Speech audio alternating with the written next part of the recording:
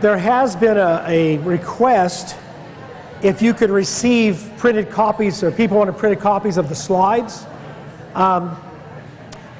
Most of the material, I mean, the pictures are in the public domain.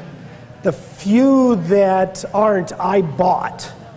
So as long as you're not going to post them on the internet, or sell them in any ways, you know, I can make a copy for you. So yeah, we'll make a copy. Like,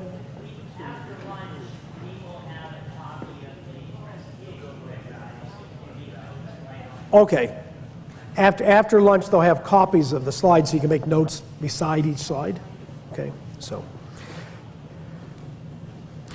There were a couple questions here. I'm going to touch on some of them. Some of them we'll touch on later. Can you speak to the value of human life in Roman culture versus the Jewish and Christian? The Romans would say they valued human life, but in practicality they did not. Only if it benefited them. You know, if it benefited them, they valued human life. Their approach on abortion and the abandonment of children in Rome itself is pretty graphic, right? I mean, that's an important statement there. Their continual involvement in warfare. You go through the history of the Roman Empire, you almost can't find any time that they weren't fighting somebody. Because somebody's either invading the empire, or they're defending their borders, or one of the emperors decide, you know what, we need to take that country over there. And off they go.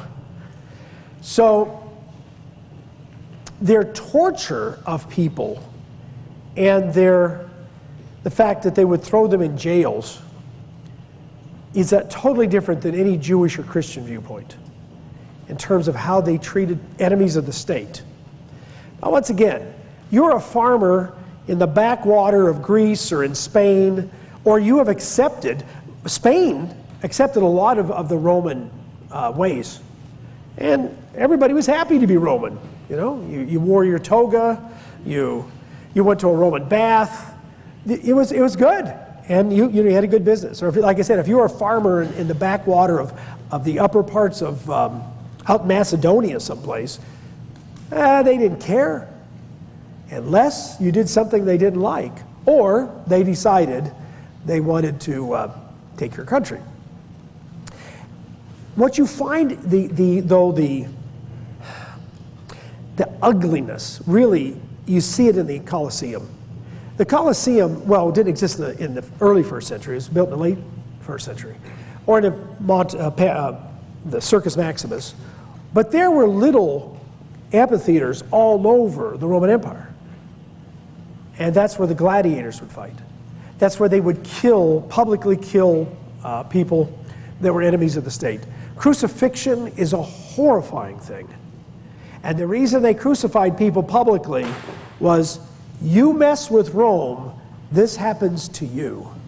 And there's cases where they would have mass executions by crucifixion. So Romans would say, no, we value life. If everybody just become Roman, everybody would have a value. You know, they didn't look on, by the way, they didn't look on, say, Arabs or people from North Africa, black people. They didn't look at them as inferior. You just became Roman. Once you were a Roman, you were a Roman. It didn't matter if you were from Gaul, which is France, or if you were from, it wasn't England yet because the Anglo-Saxons hadn't gone there yet. If you were a Celtic person from England, if you were a Jew, you know, there were Jews that lived very peacefully in the diaspora, lived in these cities. I mean, if you think about 60 to 80 million people, they estimate that there was 5 to 6 million Jews. The Jews could have been as many as 1 out of 10 people in the empire. And they ran businesses. The Jews did not live, for the most part, in the countryside. They ran businesses. They were in the cities. And so they were a very important part of the economy. And you do your job, we don't care what you do. So yeah, their viewpoint would be, we value human life. For everybody else, they didn't value life at all. They didn't value life at all. And that's what the Roman army, I mentioned them, they were professional. When you went into the Roman army, you were there for 20 years. If you survived the 20 years, you received a great reward. So a young man would go in there at 18, figuring he was going to see the world, kill as many barbarians as he could, get some loot, and retire with a great pension. But to do that, you've got to become not only a professional soldier, you have to become a hard, cold-blooded killer. You have to do that to survive, because you're in battle all the time. So the answer is, from a Jewish or Christian viewpoint, they didn't value life at all.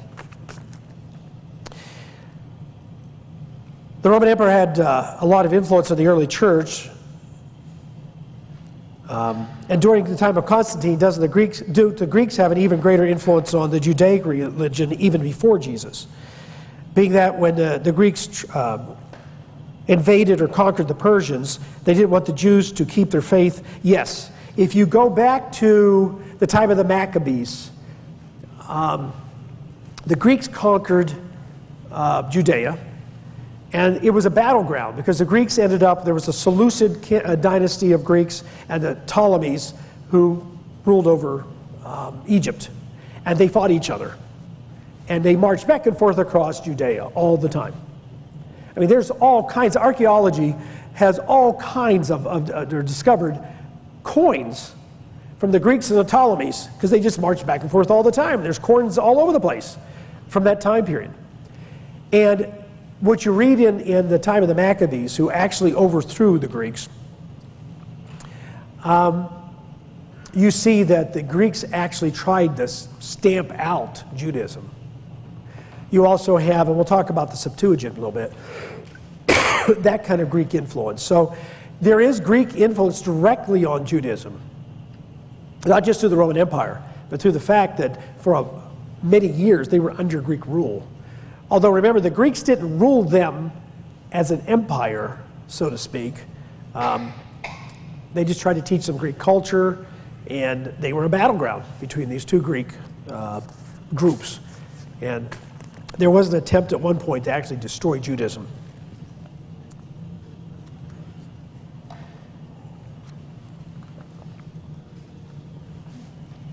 I'll deal with this one later. The Geneva Bible. I don't know enough about the Geneva Bible to make a comment. I know some of you here speak and read German, so that's an important question. Is it German? Is it in German? Is it High German or is it Swiss? Oh, okay. Well, there shows you what I know. Actually, now that you say it, I know that, but I had forgotten. I have never looked at it. I can't say that. I did online once. I don't know, so I won't go there. We'll try to make up something I don't know. How did Christianity grow? We've looked at this environment, and we think, how in the world? Jesus says to this small group of people in front of him, go to all the world. And then, of course, they went down and they set up a website. How in the world do you do this? What do you do? Go to all the world. That means they had to walk there and they had to spread this message. I mean, you literally see some of the disciples of Jesus standing out in the street corners, right? Telling people, because there was no other way to get the message out. How did they get it to the world? Yet it spread. And one of the reasons why there was actually a system set up for it to spread. And part of it was the Roman Empire itself. Here's sections of Roman roads that still exist today. Now, I don't think there's any roads in Ohio that'll be around 2,000 years from now.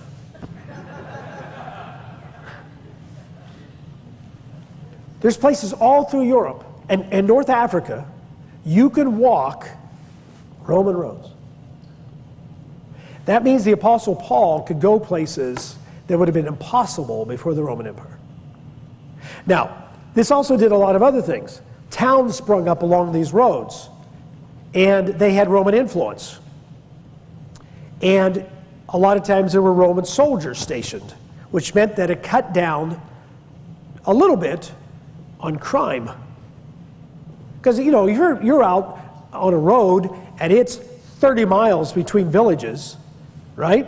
Well, 30 miles for us is nothing. If you're walking and you're in really good shape, that's a day's walk. So you're walking through a desolate area or through the woods for 30 miles on a road, someone could come along and rob you, right? And so they had that problem all the time. But having the road system and Roman soldiers posted at different places, you have, and because towns were springing up, it becomes a safer place to live. So Paul can go places. They also produced the postal system.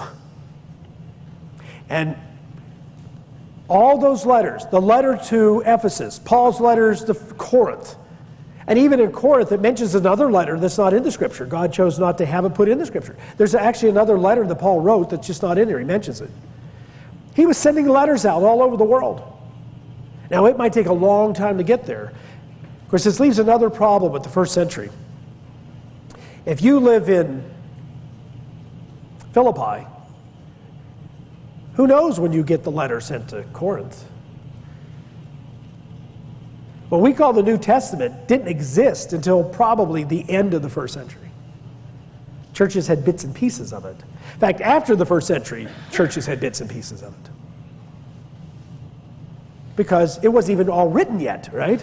A new letter is written, it's sent out, those people get it, they copy it and send it out to their neighbors, and churches are sharing this, but it's not being codified yet. That's why Peter talks about Paul's writings being Scripture. Well, when Peter writes that, a lot of Paul's letters have been written. And now it's starting to be put together as Scripture, as they realize what it is. So that postal system made things possible. The Roman Empire, with its roads and with its towns being just springing up all over the place, makes it possible. Also, the Greek language. I mentioned this earlier. Instead of Latin, they're all speaking Greek. And if you're an educated person, you know your language plus Greek. In around 250 BC, a group of Jewish scholars translated the Torah into Greek. They eventually would actually take the rest of the Old Testament, the Hebrew Scriptures, and turn it into Greek. It's called the Septuagint, which means 70, because it said there were 70 men that worked on it, although others, some of the Jewish sources say, no, there was actually a few more than 70, but it came down to the 70, okay? So it's called the 70, because it took 70 people. And every once in a while, if you have especially in the King James, the center margin, you'll have a number and you look at that number and it'll say LXX, Roman numerals 70. That means that phrase comes from the Septuagint. There are actually places in the New Testament where the Septuagint is quoted instead of from the Aramaic or Hebrew version.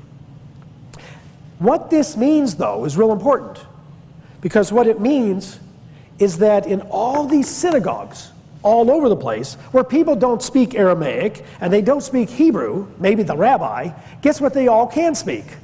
Greek. And guess what's there?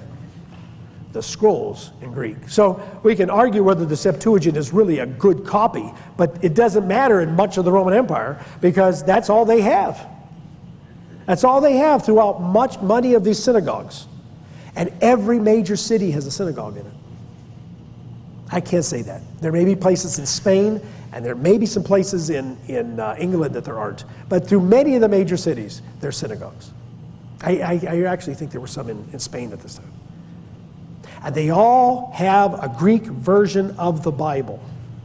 And if you start in Acts and you go through Acts 13 and 14 and 15, all the way up to Acts 19, talking about the Paul's, where he goes around, he's starting churches. He always goes to the synagogue first. Why? Well, Paul isn't carrying around hundreds of pounds of scrolls with him. He's walking or riding a horse or a wagon down the roads that we just showed you. Of course, they're a little better shape then. What's interesting is Roman roads today, sometimes there's ruts in them because the wagons would wear down ruts. So it got to the place when you got on a road, you had to put the wagons into the ruts, which made it real hard if you had to turn off the road. Well, you're in a road, you can't get out of it. And actually in Pompeii, they have speed bumps. It's in the roads in town. For the chariot riders who would go through town just running free. So they had speed bumps that keep the chariots down. They didn't have speed limits, but they had speed bumps. Big speed bumps. I didn't mean to get off there. So you have the synagogue. They have a translation of the Bible. Every place he goes, he goes in, opens the scrolls, and he teaches them about Jesus Christ. And so every place he goes, a couple things happen. One, some Jews say, Jesus is the Christ, and they follow Paul. Most of the time, they get mad at Paul, and sometimes they beat him up. There's places in the book of Acts where the people go out, and there's two kind of people it'll mention, is that the proselytes and the God-fearers, you've probably seen in the Bible, proselytes. And you'll even see those who feared God. Those are two classes of non-Jewish people who had come into Judaism. The proselytes were non-Jews who had become fully immersed in Judaism. I mean, they had taken on the customs of Judaism. They were circumcised. They had been baptized. And one of their goals was to get to the temple sometime in their lives and do a sacrifice. Now, remember, many Jews throughout the diaspora never got to Jerusalem. They never got to do a sacrifice. But to be a proselyte, you really wanted to go there and do that. The God-fearers weren't circumcised. They did not do a sacrifice. They basically kept the Ten Commandments and worshiped the God of the Jews. That's why you'll see in the New Testament where there's at one point there's a Roman soldier that is actually, he's a fearer of God, and he's actually has given money to build a synagogue. And Peter goes to see him, and he says, "Don't come into my house, you're a Jew. You can't come in here." Not because he didn't want him in there, it's because you'll get in trouble. I'm unclean. I'm a God-fearer. I'm a Jew. In fact, some synagogues actually had a place for them to sit, but they couldn't sit with the Jews because they were considered worshipers of the true God. And Peter says, "No, I'm not supposed to call you unclean. I just found that out. I got a vision. I'm supposed to accept you." So the proselytes and God-fearers were very important because you'll see where Paul teaches in a synagogue, and sometimes it'll say the next day or the next Sabbath, he goes in to teach, and everybody from the whole area around comes. Well, who told them? It wasn't the Jews. It was the proselytes and the God-fearers. You're going to come hear this. When you do, you'll know why we gave up paganism. You need to come on. And they would all come. And this is very important because as Christianity grew out, it no longer was centralized in many of these other places in the Jewish culture. It still had Old Testament teachings and was considered a sect of Judaism. Pagans just considered them another Jewish group. But in these different cities, these churches began to form, and they started to become predominantly non-Jewish. And so as the churches grow, you think, what a great time. I mean, there's 3,000 baptisms in one day in Jerusalem, right, at the beginning of the book of Acts. Have any of you here been at a baptism where 3,000 people were baptized in one day? Wow. I mean, what an experience, right? You don't find that, but you find this growing. And as they grow, a whole new set of problems come up. As people come in from all different backgrounds, and they're trying to figure out how to make this work. Someone asked me about Paul at times, why is he so strong here on a certain issue, and then Is he changing over here? No, they're dealing with things, and sometimes they're trying to figure out a step at a time what they're supposed to do. That's why it took him, I think, a while to finally figure out. Why meant circumcision of the heart, baptism, this all works. At least, I don't know if it took him that long to figure it out, but it took him that long to write it, as far as we know, before we actually have the written record of it, the written explanation. So what happens is, Paul understands. Paul speaks Greek, he speaks Aramaic, he speaks Hebrew. He is trained as a rabbi, and he comes from Tarsus, where he has a classical Jewish or Greek education. He literally can be all things to all people. If you read some places he writes, you see him interacting with the Jews, it's like, wow, he argues like a rabbi. You see him in the Areopagus, he's sitting down with a bunch of pagans, and he never quotes the Bible. And yet he has people saying, we want to talk to you. Because he knew Hebrew scriptures, they're not going to listen to that. Not yet. So I got to get them to start looking at themselves. He talks to them about being made in the image of God. There's a couple places he actually quotes in some of his writings some pagan Hebrew poets to make a point. Well, why does he do that? Is he saying they're equal? No. He's saying, how do I reach these people? I was in France one time, and I was speaking to this room full of French people. And I told them I come from because they're all looking at me. He's American, I'm not sure what he's going to do here. And I said, I come from a county in the state of Pennsylvania, Fayette County, named after Lafayette. And if it wasn't for Lafayette, we wouldn't have won the revolution. So I'm here to thank you for sending us Lafayette. And suddenly I was the most popular guy in the room, right? Had nothing to do with the Bible, but at least now I was going to be able to talk. And that's what Paul's doing. He's finding those places to connect with people. But in doing so, the church becomes very complicated. Here's 4 areas in which the church had to deal with problems immediately. One was Jewish sectarianism. Now, we already talked a little bit about that, about circumcision. But circumcision was more than just a Pharisaical problem. That was a problem. Wait a minute. What do you have to do to be a Christian? Don't you have to be circumcised? That would have been a common question. Except in some of the synagogues outlying, where they already had a lot of Gentiles who said, I'm not being circumcised. The Greeks thought circumcision was mutilation, because the Greeks looked at the human body as being beautiful. That's why they would do these beautiful sculptures of naked men and women. That wasn't pornography. I mean, there was some pornography in Greek stuff, but a lot of that was not for that reason. It was to show the beauty of the body. So circumcision, they considered just barbarianism, to mutilate the human body. And so they're coming into the church and saying, I'm not going to be circumcised. They were really happy to find out they didn't have to be. Others were coming in saying, whatever it takes. That's what it takes, fine.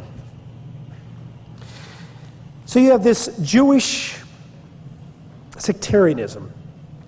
Right at the beginning of the book of Acts, in Acts 7, you have a controversy in the Jerusalem church. Now think about this. This is a new church that's grown into thousands of people. Many of them have seen the resurrected Jesus Christ. Surely they wouldn't have controversies. And they have run right away.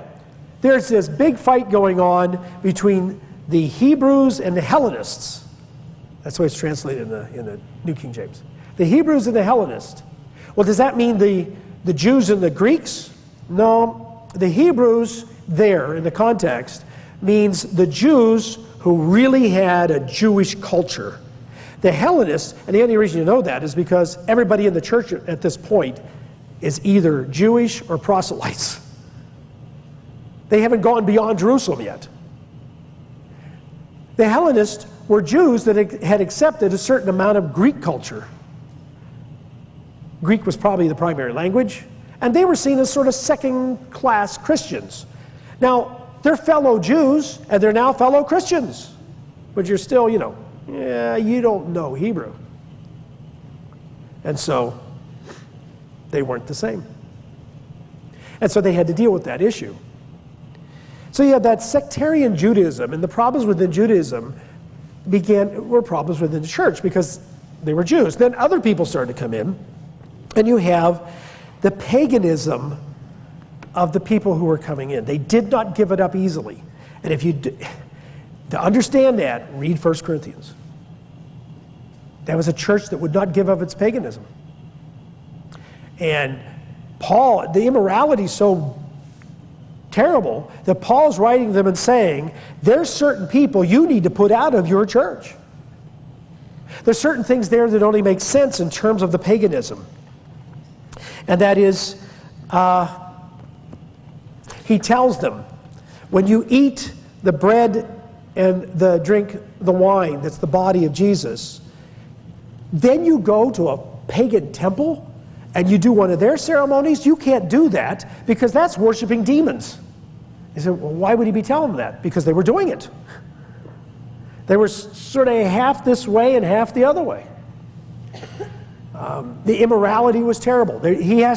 Paul actually has to chide some of the men in the Corinth church because they were going to prostitutes. Now, you say, how could Christian men be going to prostitutes? You have to understand, in Corinth, for a number of reasons. One reason, it was a way of making money because it was a port city. Sailors came in from all over the world, and they found out a way to make money by that. The greatest temple was to the goddess of love, Athena, and they estimate from the writings of the time there were 1,000 prostitutes. So if you grew up in Corinth, going to a prostitute, male and female, was considered part of your religious duties. So someone comes into the church, and they're still thinking it's my religious duty to go to the prostitute.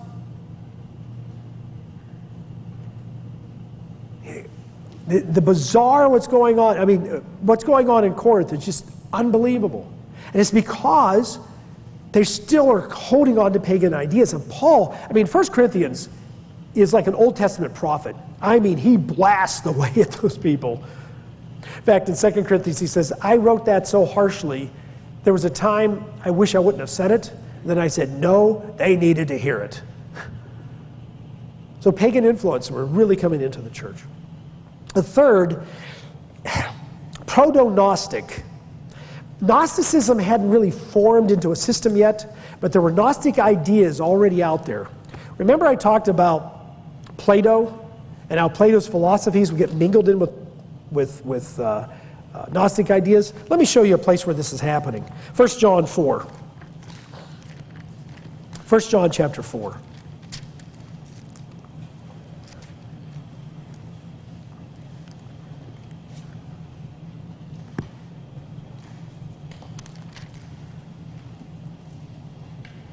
And let's see. Let's start in verse 2. By this you shall know that the Spirit of God. Every spirit that confesses that Jesus Christ has come in the flesh is of God, and every spirit that does not confess that Jesus Christ has come in the flesh is not of God. And this is the spirit of the Antichrist, which you've heard was coming, is now already in the world. The spirit of Antichrist was there was going to be false Christianity. A false Christianity. Well, they weren't denying that Jesus came. They were denying that Jesus came in the flesh. Remember Plato? There's spirit and there's physical things. And the great God is involved in the physical things. The great God had created the demiurge or the craftsman who created the physical things.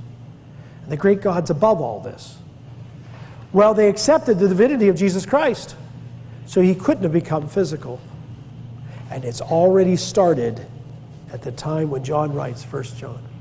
People are saying, well, yes, he came, but he couldn't have come in the flesh. The idea that God would come in the flesh was inconceivable. This would later get so bizarre by the middle of the 2nd century. There were whole stories written how, like when Jesus was... he appeared in this body, but it wasn't real. But when he was going to be crucified, he jumped into a real body and switched places. And this other poor man got crucified for Jesus. Gnosticism, I see the looks on some of your faces. And Gnosticism, at least according to some estimates, were half the Christians in Rome by 150. And just in that city, they don't know otherwise, because we don't know what went on in much of the other world, except in Alexandria, so we'll have to talk about that. So we have this proto-Gnostic things beginning to form. And then the fourth is Greek and Roman culture. Once again, if we go back to 1 Corinthians chapter 1, in 1 Corinthians chapter 1, in verse 20 on there, from there, Paul was telling the Corinthians, you have to stop thinking like Greeks. Now, Corinth wasn't a Greek, well, it was a Greek place, but he wrote to other places that weren't Greek and called them Greeks. You have to stop thinking like Greeks, because the Greeks had influenced so much. You have to stop thinking like Greeks, because all you want is wisdom, and all you want is mysteries, and all the Jews want are signs. Prove it to me. Do a miracle. And the Greek mind is saying, well, we have to sit and work this out philosophically. And he's saying, I'm telling you, it's Christ. That's the great mystery, and that's the wisdom. So stop thinking like Greeks, you Greek people living in Corinth. So the whole philosophy of the world was constantly coming into the church, and they were battling it. So now the church reaches the 60s AD, and it's battling these internal issues. They have, by this point, been kicked out of the synagogues. They're no longer considered a sect of Judaism. They're out on their own. The Romans are looking at them and saying, what's this new religion? One thing about, they liked religions, they didn't like new religions, in which declared kings, declared lords. The same Greek word that was used to call Caesar Lord is the same Greek word used to call Jesus Lord. Another Lord? What's that mean? A King of Kings. What's that mean? And you know what Christians believed? Well, someday Christ comes back and all the kingdoms of the world, including you Romans, become the kingdoms of God. So you want to overthrow Rome. If you want to worship the dead Jesus, we don't care. We killed him. But wait a minute, King of Kings, that's not acceptable.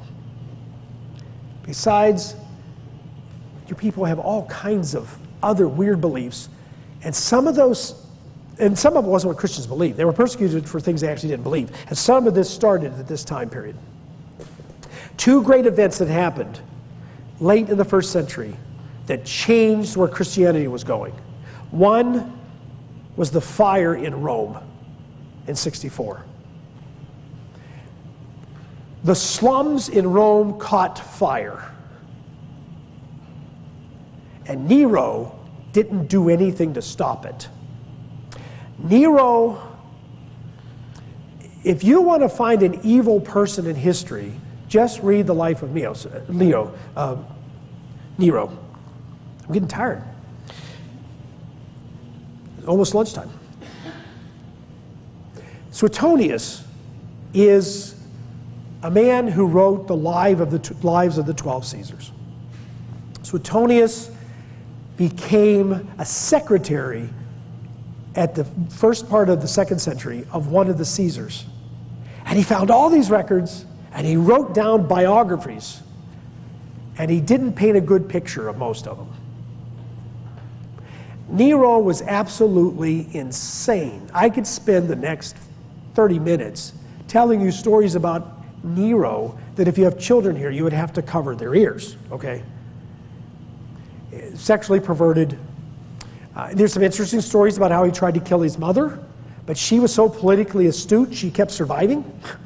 He actually built a ship one time as a present. And of course, they rowed it out into the Mediterranean, you know, with the rows of the big sails. And it was designed at some point out there. Some guy was supposed to hit this one part. The whole thing was designed by engineers to fall apart. And she swam back to shore. So, I mean, he kept trying to kill her. She wouldn't die. He finally killed her. The fire broke out, and people said, you know what? He didn't send the army to help us. In fact, the few places where the soldiers showed up, all they did was loot the burning buildings. I mean, they couldn't stop it. The best parts of Rome were built out of stone. The slums were all built of bad wood. There was no way to fight it. But now the soldiers are looting. 10 out of 14 of the main areas, neighborhoods, are burned. Hundreds of thousands of people are they don't have any homes. Nero looks on this as a good thing because now this gives him a chance to rebuild Rome the way he wants to. So what happened was, the poor people started saying, he did this on purpose. And he realized if 100, 200,000 people revolt in Rome itself, he's in trouble. You have to send legions against these own people. So he needs a scapegoat. And there's a group of people that believe that the earth someday is destroyed by fire. And he decides, we'll just tell everybody they did it. He knows he's making it up. I mean, there's no proof of anything. And he starts a systematic persecution on Christians in Rome that's horrific. And being the type of man he is, he would dress them up in animal skins and then put them in among a bunch of ravenous wolves to tear them apart. He liked to have nighttime parties filled with drunkenness and just orgies. So what he would do in order to light up the parties, he would put Christians on poles, douse them in a flammable liquid, and burn them as lights for his parties. I won't go any farther. All over the empire, really loyal Germans, I was talking about the Germans earlier, Romans, start saying, what we have to do is persecute him, because Nero's persecuting him. Now, other Romans said, I'm not going to persecute these people. They haven't done anything bad here. But these periodic now persecutions start to show up. And they start killing Christians and trying to wipe them out. That has a dramatic effect on what happens because of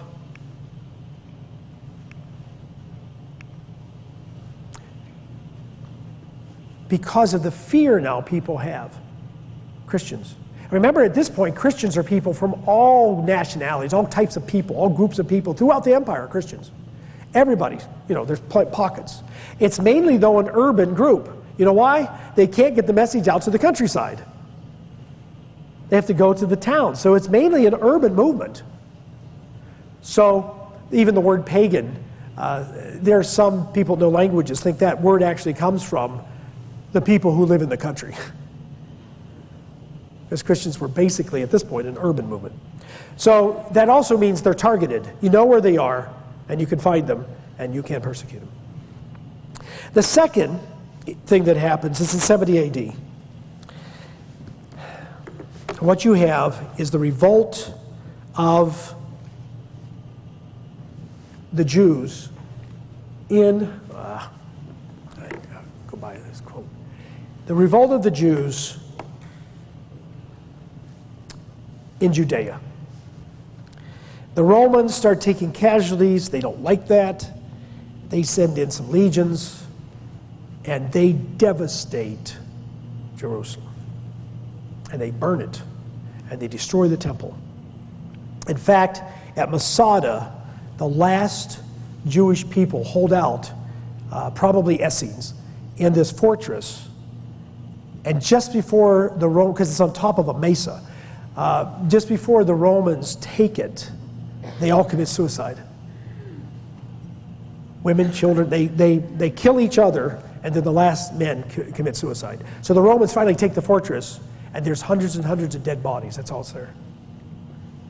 Because they said, we're not going to submit to you. So they killed their own children, the men killed their wives, men killed each other, and the last two men slit their own throats. This did something in that it drove Christianity out of Jerusalem. Jerusalem was the headquarters of Christianity. This is where the apostles could come from. Acts 15 is the first time they got everybody together. They had all these elders and all the apostles together to come up with some doctrinal decisions. In Acts 15, it was in Jerusalem. You get to the point now that, except for John, probably it's not long after 70, all the original apostles are dead.